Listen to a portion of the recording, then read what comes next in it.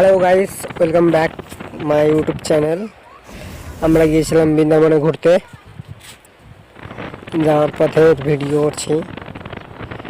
যেতে যেতে সন্ধ্যা লেগে গিয়েছিলো আর প্রচণ্ড হারে কুয়াশা পড়ে গিয়েছিলো, তাই বৃন্দাবনের প্রেম মন্দিরে ঠিকঠাক মতো দর্শন করতে পাইনি। তোমাদের যেটুকুন পেয়েছি এইটুকুন শেয়ার করছি। এই যে সেই প্রেম মন্দিরের মেন গেট, এখান থেকে প্রবেশদ্বার।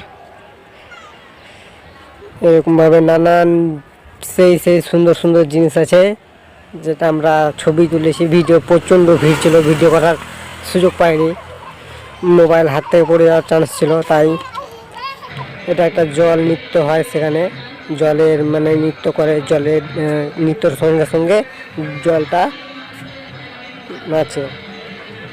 সেই ভিডিওটা দেওয়া আছে, সম্পূর্ণ তোমরা ইউটিউব চ্যানেল থেকে দেখে নিতে পারবে ডেসক্রিপশনের বক্সে। এখানে কৃষ্ণের সেই রাসলীলা তুলে ধরা হয়েছে, কৃষ্ণরাজে শ্রীকৃষ্ণ রাধা প্রেম লীলা, এইখানে সেটা তুলে ধরা হয়েছে। এরকমভাবে নানান জিনিস এখানে আছে। এখানে অষ্টসখীগণ কৃষ্ণের আছে। এই হলো সেই প্রেম মন্দির, যা দেখার জন্য এত কৌতূহল, এত সুন্দর লাগছিল ভিতরে প্রেম মন্দিরের, যে বলার কথা না।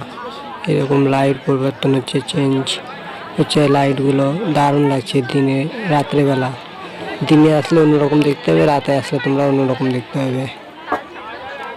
সেই সুন্দর লাগছে প্রেম মন্দিরটাকে দেখতে, পুরো পাথরের তৈরি।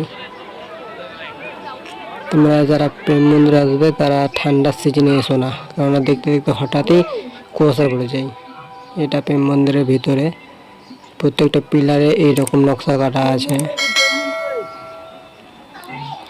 যারা প্রেম মন্দিরে আসবে তারা দিনে ও রাতে দু টাইমেই আসবে, তবে তোমরা ভালো করে দর্শন করতে পারবে, কেননা প্রচুর ভিড় হয়।